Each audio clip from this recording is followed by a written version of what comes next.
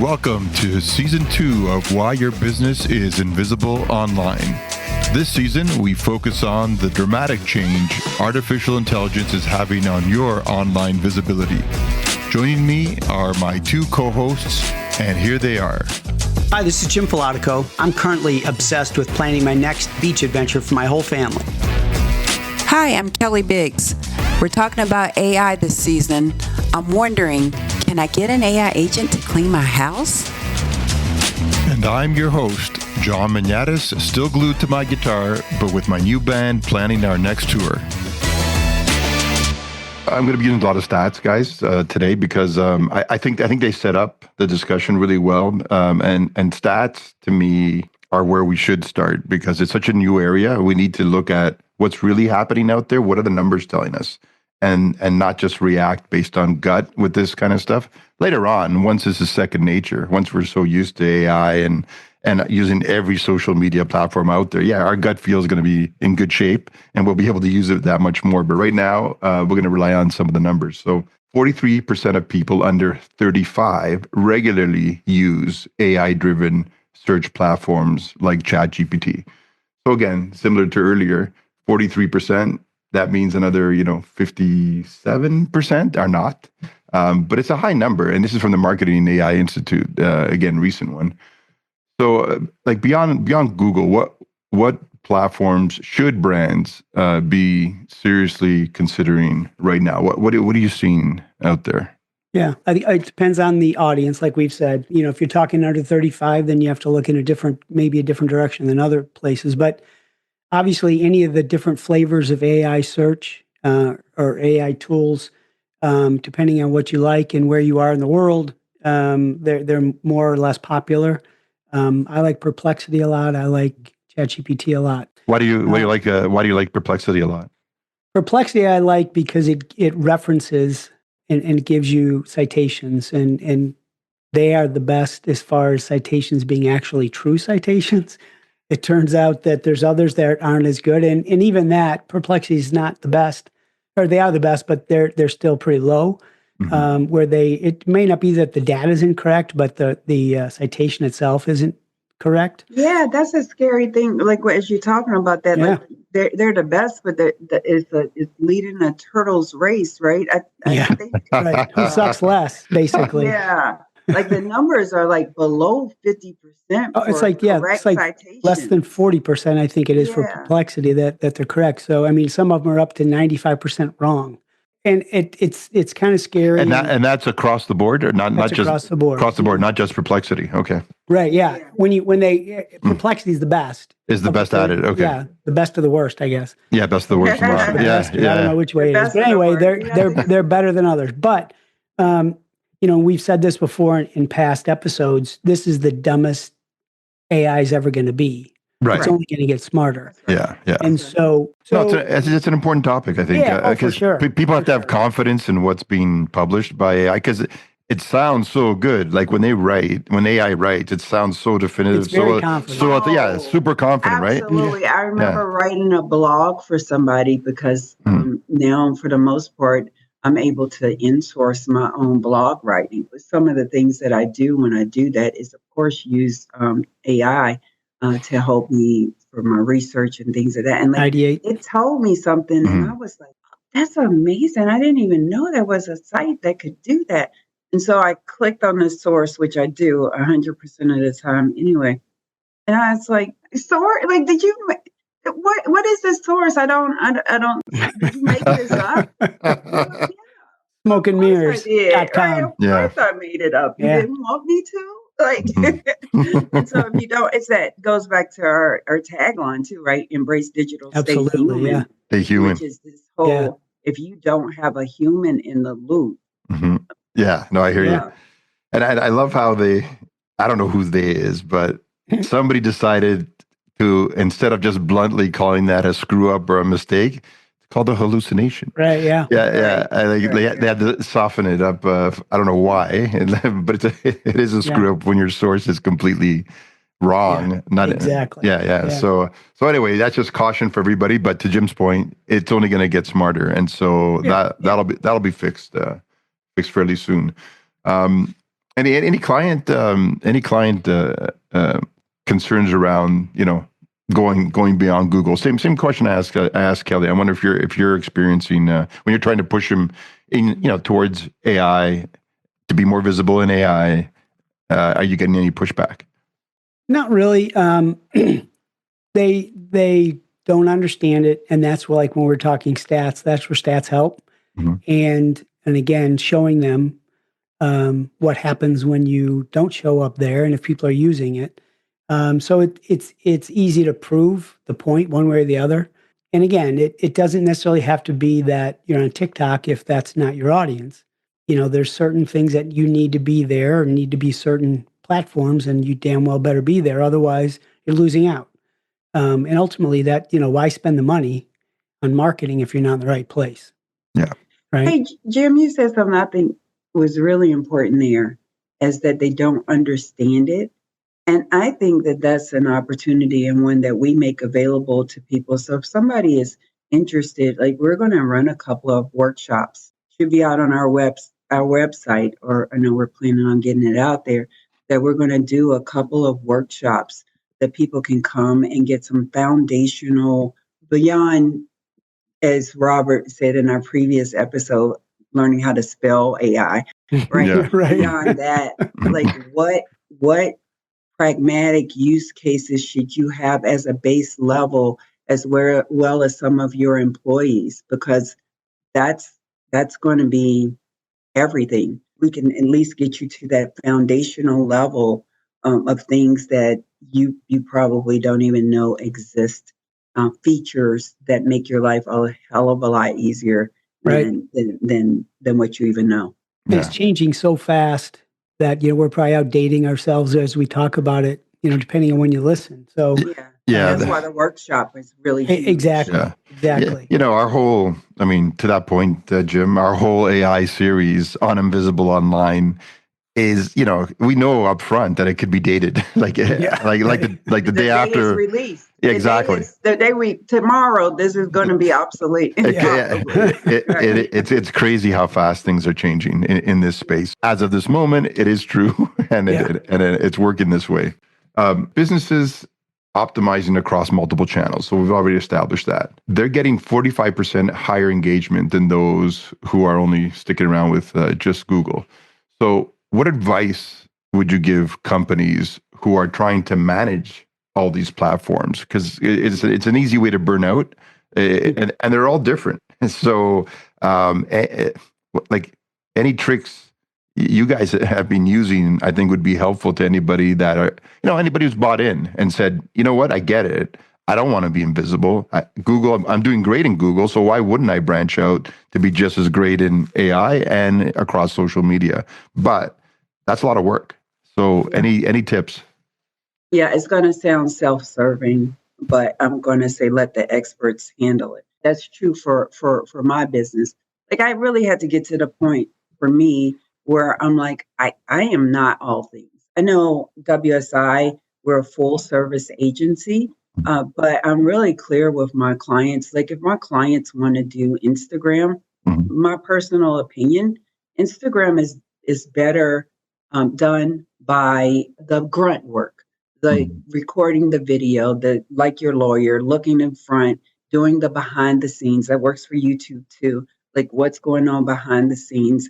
Those are the things, the content, if we post something about something that we're doing personally, that content goes way faster than any. Our team can supplement what you're doing on Instagram, but that raw footage, that behind the scenes, either get somebody on your team or hire what we call a PR social media specialist to come out, get the content, they'll schedule the recordings and they'll get it out. They make the cute little video with the words and the music and all that. But there's no way that the same person that's doing your technical SEO is doing it. Now, they might have a team of individuals, right, that come out and do it.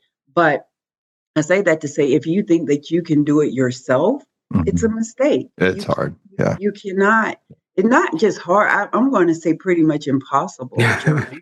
Yeah, well, and run your business at the same time. Right. Yeah. And run your business at the Yeah. same time. Doing the Now, videos, you can do I- that. Yeah. I think if you're a product-based company, it's a little easier, to be honest, because I think, you're with your product all the time, Mhm. getting that content of you making the sausage, getting that content Yeah. of you delivering it to your client who's ecstatic, that's eating it, probably a little bit easier from the standpoint of that PR social media. Mhm. But uh, where it comes to trying to be at every platform, one, you have a marketing budget, Mhm. stick to it, but figure out what's the right platforms for you.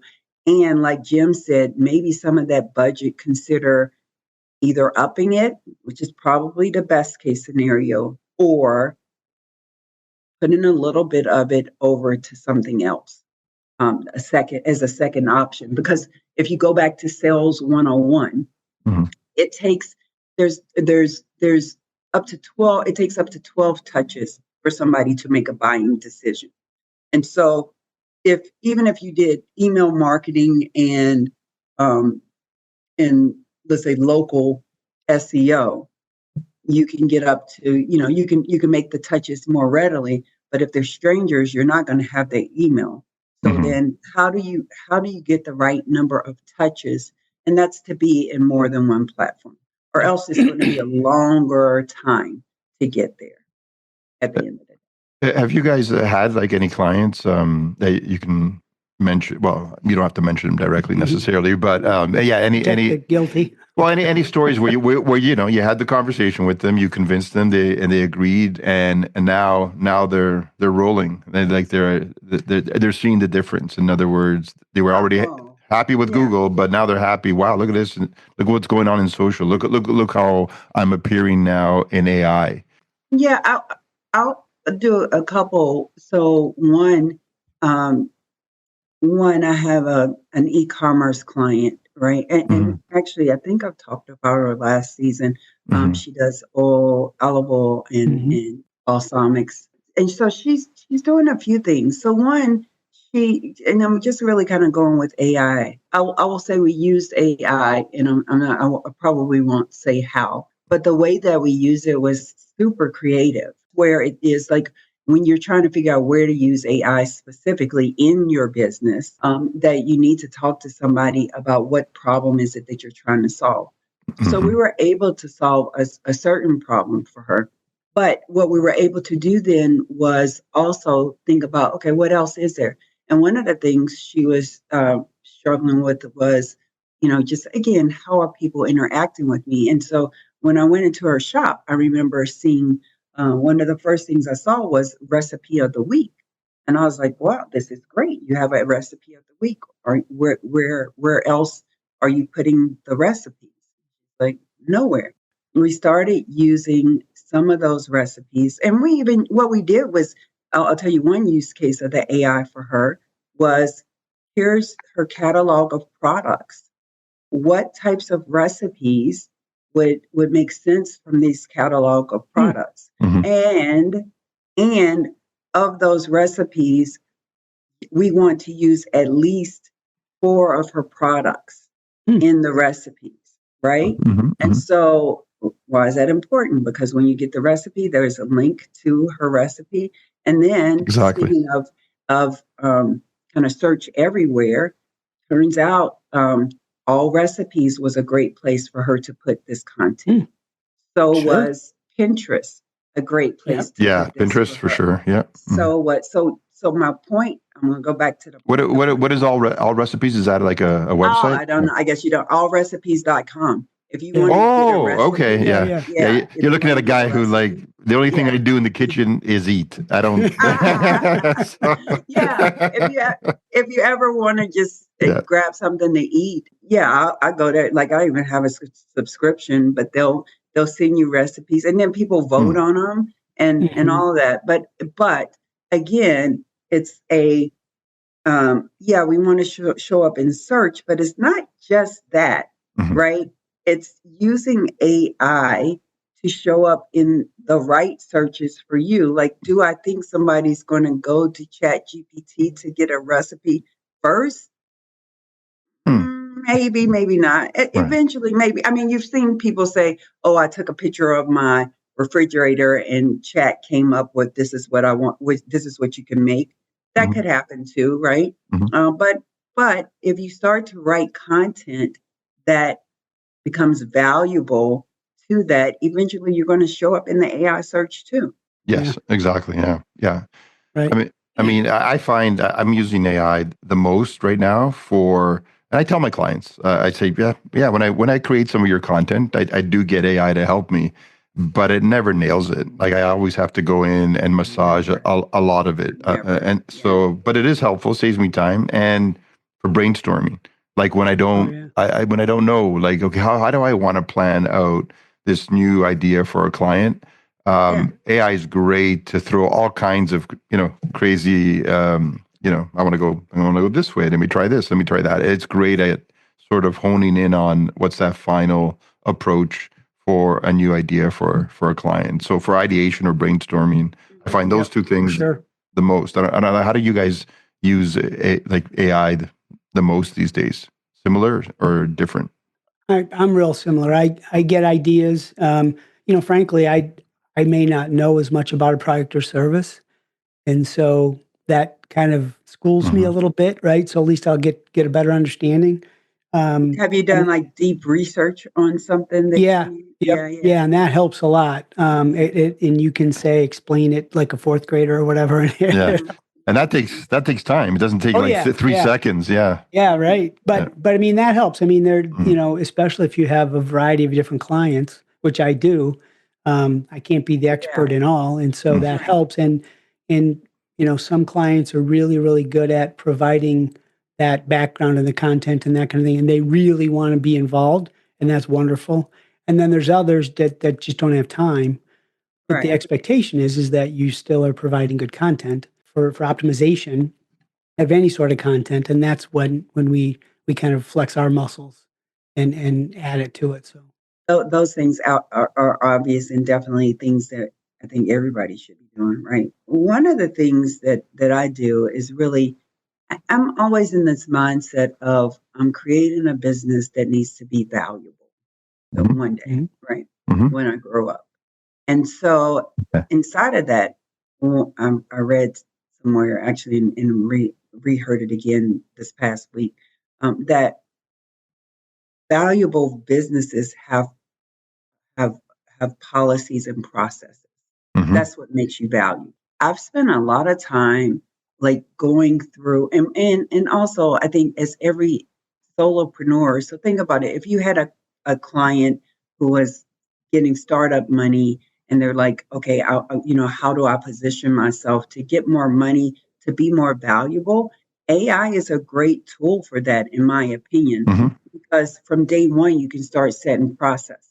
Because in order to scale, Yep. you Mr. CEO, you Mhm. cannot be the only one with the knowledge of what it is that you're doing. And by the way, you also are not in a position to sell your trade secrets to somebody that could then still, like, especially in infancy stages of a true startup, right? Mhm. Yeah, I'm not talking necessarily about a solopreneur. I'm just saying you have a great idea that you know is going to be funded.